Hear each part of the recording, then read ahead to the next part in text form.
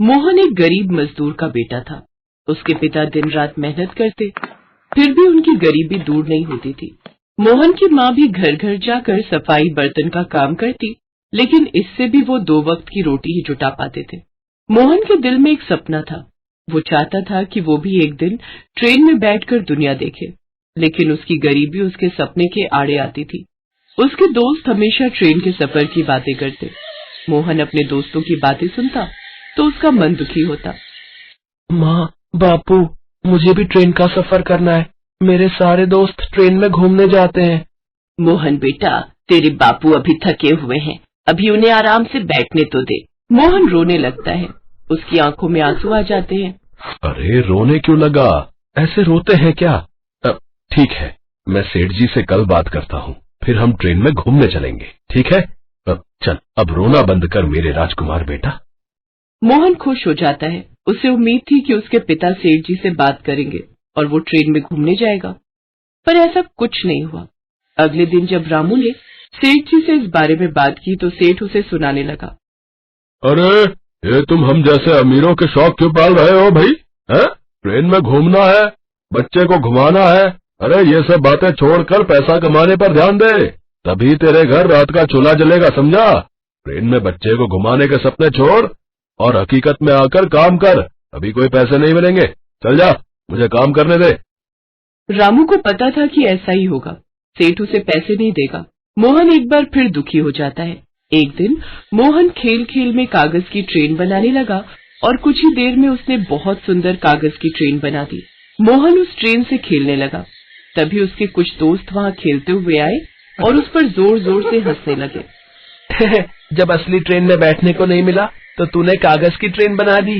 ये भी सही है। तेरे बापू तुझे असली ट्रेन में नहीं बैठा सकते क्योंकि तू गरीब है। अब तू इस कागज की ट्रेन में बैठा करना, हर जगह घूम कर आ। आज देखते हैं तेरी कागज की ट्रेन तुझे कहाँ ले जाती है। बच्चे मोहन की कागज की ट्रेन का खूब मजाक बनाते हैं और अपने पैरों से दबा दबा कर उसे तोड़ देते हैं और वहाँ से भाग जाते हैं। मोहन बहुत रोता है। वो अपनी कागज की ट्रेन जो अभी फट चुकी थी उसे लेकर घर से दूर एक पेड़ के नीचे जाकर बैठ जाता है और बहुत रोता है। मेरी कागज की ट्रेन टूट गई। मैंने बहुत मन से बनाई थी। मैं असली ट्रेन में भी नहीं बैठ पाया, इसलिए तो मैंने अपने लिए कागज की ट्रेन बनाई थी। मैं क्यों सब दोस्तों की तरह ट्रेन में नहीं बैठ सकता? मुझे भी ट्रेन में बैठना है। सब दोस्त मेरा मजाक बनाते हैं कि मैं कभी भी ट्रेन में नहीं बैठा। बापू ने भी मना कर दिया कि उनके पास पैसे नहीं है। मोहन जोर जोर से रोने लगा। वो जिस पेड़ के नीचे बैठा था उस पेड़ के ऊपर एक जिन्न सो रहा था। मोहन के रोने की आवाज उसके कानों में पड़ी तो वो नींद से जाग गया और पेड़ से नीचे आ गया। जिन्न को देखकर मोहन घबरा गया। क्या बात है? तुम क्यों रो रहे हो? बताओ मुझे। रोते हुए बच्चे मुझे अच्छे नहीं लगते। बच्चे हमेशा हंसते रहें तभी अच्छे लगते हैं। अपने रोने का कारण मुझे बताओ और डरो नहीं। मैं एक जिन हूँ और इस पेड़ पर रहता हूँ। मुझसे घबराने की कोई जरूरत नहीं है। अब बताओ मुझे अपनी परेशानी और रोने का कारण। मोहन उस जिन्न को अपने रोने का कारण बताता है। जिन चाचा, मुझे भी ट्रेन में बैठना है। अब तुमने मुझे चाचा बोला है तो तुम मेरे भतीजे हुए। अब मुझे तुम्हारी इच्छा पूरी करनी ही होगी। ठीक है भतीजे, मैं अपने जादू से तुम्हारी इस कागज की ट्रेन को एक बड़ी असली जादुई विशाल ट्रेन में बदल रहा हूँ। अब तुम इस ट्रेन पर आराम से सैर करो, खूब घूमो, अपने परिवार, अपने दोस्तों को भी घुमाओ। अगले 3 दिन तक ये ट्रेन तुम्हारे पास रहेगी। तुम इस ट्रेन को जहाँ जहाँ बोलोगे ये तुम्हें वहीं लेकर जाएगी और अगले 3 दिन तक तुम इस ट्रेन की खूब सवारी करो। उसके बाद ये ट्रेन अपने आप गायब हो जाएगी। 3 दिन? वो तो मेरे लिए बहुत है। मैं तो एक ही दिन में पूरा घूम लूंगा। शाबाश भतीजे। जिन्न अपने जादू से कागज की ट्रेन को एक बड़ी असली ट्रेन में बदल देता है और फिर से सोने के लिए पेड़ पर चला जाता है। मोहन उस ट्रेन में जैसे ही बैठता है ट्रेन रफ्तार से चलने लगती है। मोहन उस ट्रेन को सबसे पहले अपने घर पर लेकर जाता है। घर के बाहर ट्रेन खड़ी देखकर उसके माता पिता हैरान रह जाते हैं। मोहन उन्हें सारी बात बताता है। आसपास के गांव वाले भी मोहन की कागज की ट्रेन देखकर बहुत हैरान थे। माँ बापू आओ ना, हम ट्रेन पर घूमने के लिए चलते हैं, शाम को लौट आएंगे। मोहन, हमें भी अपनी कागज की ट्रेन में घुमाना, तेरी ट्रेन तो बहुत अच्छी है, हम तो ऐसी ट्रेन में कभी नहीं बैठे। हाँ हाँ, तुम सब भी आ जाओ, हम सब घूमने चलेंगे। शारदा, मेरे बेटे ने तो कमाल कर दिया। हमने सपने में भी नहीं सोचा था कि हम ट्रेन का सफर करेंगे। हमारे बच्चे की वजह से आज हम भी ट्रेन में बैठ रहे हैं। चल शारदा, हम अपने बच्चे के साथ घूम कर आते हैं। और फिर मोहन अपने माता पिता और गांव के बहुत सारे बच्चों को लेकर घूमने के लिए निकल जाता है। वो सब बहुत दूर दूर घूमते हैं।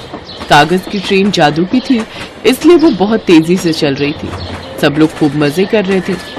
शारदा और रामू अगले दिन भी जब काम से लौटे तो मोहन के साथ उस ट्रेन में घूमने निकल गए। अगले 2 दिन तक वो लोग उस ट्रेन में खूब घूमे। उसी रात बहुत तेज आंधी और तूफान आ गया और जोरों की बारिश होने लगी। सुबह जब सब गांव वालों की आंख खुली तो सब घबरा गए।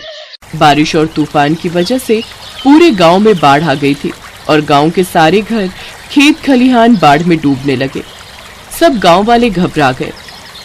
अरे, बस अड्डा, रेलवे स्टेशन सब बाढ़ में डूबा हुआ है। पूरा गांव बाढ़ की चपेट में आ गया है। हमारे पास बचने का कोई रास्ता नहीं है भैया। अब मदद के लिए किसे बुलाए? हमारे तो सारे घर डूब गए हैं। हम तो यहाँ से बाहर भी नहीं जा सकते। बापू, मेरे पास एक रास्ता है। क्यों ना हम अपनी कागज की ट्रेन पर सारे गांव वालों को बिठा लें और यहाँ से दूर दूसरे गांव जहाँ बाढ़ ना आई हो, कुछ समय के लिए वहाँ चले जाएं, फिर हम वापस आ जाएंगे। हाँ, ये बहुत अच्छा रहेगा। पर मोहन बेटा, तूने तो कहा था कि ये ट्रेन 3 दिन बाद गायब हो जाएगी। फिर हम वापस गांव कैसे लौटेंगे? बापू, मैं जिन चाचा को बोल दूंगा, वो ट्रेन को कुछ और दिन हमारे पास रहने देंगे। मोहन उस जिन्न को याद करता है। जिन्न मोहन के सामने प्रकट होता है। मोहन की दयालुता देखकर जिन्न बहुत खुश होता है और अगले कुछ दिन और उस ट्रेन को मोहन के पास रहने देता है। धीरे धीरे करके रामू और मोहन सभी गांव वालों को उस कागज की बड़ी विशाल ट्रेन में बिठाते जाते हैं। पूरा गांव उस कागज की ट्रेन में बैठ गया। बस एक जमींदार का परिवार ही रह गया था। जमींदार के पास भी बचने का कोई रास्ता नहीं था, इसलिए वो भी अपने परिवार के साथ उस ट्रेन में बैठने आ गया। जमींदार अपने ऊपर बहुत शर्मिंदा था, क्योंकि उसने रामू के कहने पर भी उसे ट्रेन के सफर के लिए पैसे नहीं दिए थे और आज वही जमींदार कागज की ट्रेन में बैठकर अपनी जान बचा रहा था। सब गांव वाले बहुत खुश थे, क्योंकि मोहन की कागज की ट्रेन की वजह से उनकी जान बच गई। कुछ दिनों बाद जब गांव से बाढ़ का पानी उतर गया, तब सब गांव वाले उसी ट्रेन में वापस लौट आए। उसके बाद वो ट्रेन गायब हो गई। जमींदार को अपनी गलती का एहसास था। आज उसका परिवार मोहन की कागज की ट्रेन की वजह से ही बचा था, इसलिए उसने अब रामू पर अत्याचार करना और उसे परेशान करना छोड़ दिया। अब वो उसे उसकी मजदूरी के अच्छे पैसे भी देने लगा। मोहन का कागज की ट्रेन का सफर एक यादगार सफर बन गया, जिसे वो उम्र भर नहीं भूल सकता था।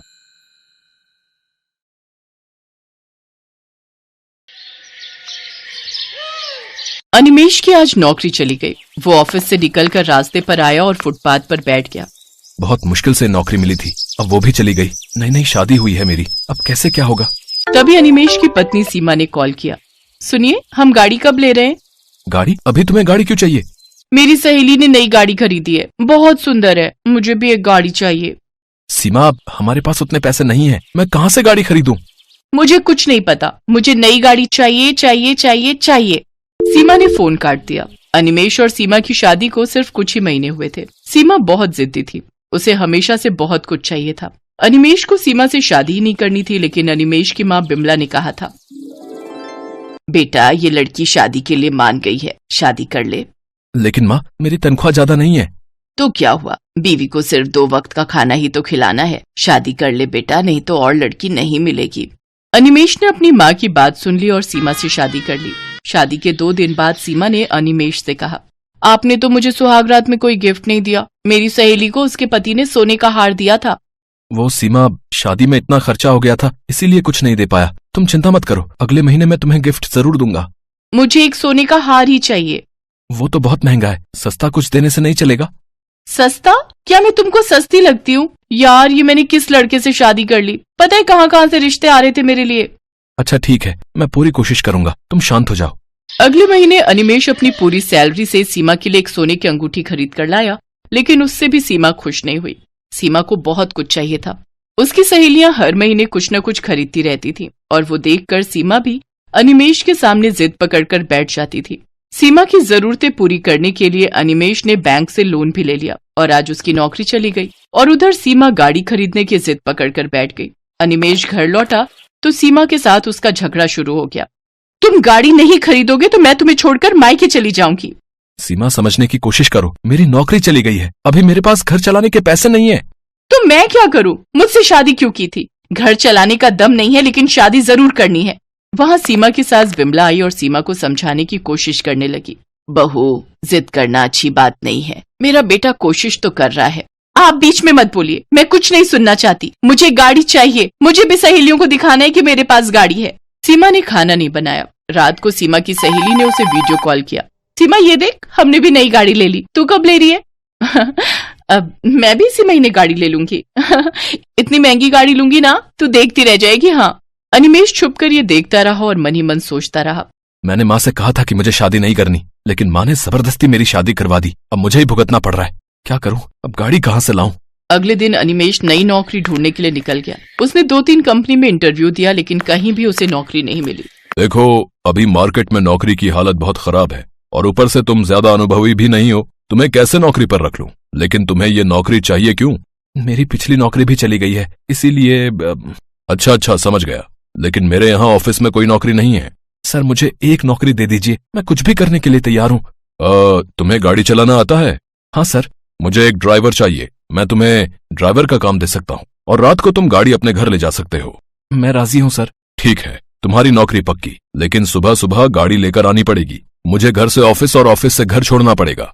अनिमेश राजी हो गया। उसके दिमाग में एक आइडिया आया। रात को अपने बॉस को घर छोड़ने के बाद गाड़ी लेकर वो अपने घर चला गया। गाड़ी देखकर सीमा खुशी के मारे नाचने लगी। अरे वाह, कितनी बड़ी गाड़ी है, कितनी सुंदर है। हाँ सीमा, तुम कब से गाड़ी खरीदना चाहती थी ना, इसीलिए आज गाड़ी खरीदी लाया। हमारी पहली गाड़ी। बहुत सुंदर है। बेटा, तुझे नई नौकरी मिल गई है क्या? हाँ माँ, इसीलिए तो गाड़ी खरीद ली। चलिए, आप दोनों गाड़ी में बैठ जाइए। माँ और बीवी को गाड़ी में बिठाकर अनिमेश शहर के रास्तों में घूमने लगा। उसने अपनी माँ और बीवी से झूठ कहा। सीमा अपनी सहेलियों को वीडियो कॉल में गाड़ी दिखाने लगी। ये देख, कितनी बड़ी गाड़ी है, कितनी सुंदर है और बहुत महंगी भी है। सीमा को खुश देखकर अनिमेश भी बहुत खुश हुआ, लेकिन अनिमेश को नहीं पता था कि उसका ये झूठ एक न एक दिन पकड़ा जाएगा। कुछ महीनों तक घर में शांति बरकरार रही। सीमा को उसकी सहेली ने कॉल किया। सीमा, आज हम शॉपिंग करने जा रहे हैं, तू भी चल हमारे साथ। ठीक है, मैं गाड़ी लेकर आती हूँ। सीमा गाड़ी लेकर चली गई। उधर अनिमेश का बॉस ऑफिस जाने के लिए तैयार होकर बैठा रहा। अरे, अभी तक तो अनिमेश को गाड़ी लेकर आ जाना चाहिए था, वो आया क्यों नहीं? बॉस ने अनिमेश को कॉल किया। अनिमेश नींद से उठा और देखा गाड़ी गायब है। माँ, गाड़ी कहाँ गई? वो तो बहू लेकर चली गई है बेटा, तू आज बस से ऑफिस चला जा। अरे यार, अब इन्हें कैसे बताऊं कि ये गाड़ी ही मेरा ऑफिस है? बॉस ने अनिमेश को बहुत डांटा और कहा, तुम्हारी वजह से आज मैं ऑफिस नहीं जा पाया। मैं तुम्हें नौकरी से निकाल रहा हूँ। आज शाम को गाड़ी लेकर आना और रख के जाना। दोपहर को सीमा गाड़ी लेकर लौट आई और तभी बैंक से कुछ लोग आ गए। अनिमेश कौन है यहाँ? मैं हूँ। क्या बात है? बैंक का लोन नहीं चुकाया तुमने? ये तुम्हारी गाड़ी है ना, हम इसे लेकर जा रहे हैं। ये बोलकर वो आदमी गाड़ी लेकर चला गया। अब क्या होगा? सब कुछ बर्बाद हो गया। गाड़ी भी चली गई, नौकरी भी चली गई। नौकरी चली गई, लेकिन क्यों? तुम आज बस से ऑफिस क्यों नहीं गए? अरे, वो गाड़ी ही मेरा ऑफिस है। मैं ड्राइवर का काम करता हूँ। अनिमेश ने अब सब कुछ सच सच बता दिया। अब मुझे पुलिस उठा कर ले जाएगी। अब मुझे जेल में सड़ना पड़ेगा। सब कुछ तुम्हारी वजह से सीमा, तुम्हारे लालच की वजह से आज मेरा सब कुछ बर्बाद हो गया। पुलिस का नाम सुनकर सीमा डर गई। माफ कर दीजिए मुझे, वो सहेलियों के चक्कर में मैंने आपको बहुत परेशान किया। बहू, तुम इस घर की बहू हो। बहुओं का काम होता है घर को सुरक्षित रखना, लेकिन तुम्हारी वजह से आज सब कुछ बिखर गया।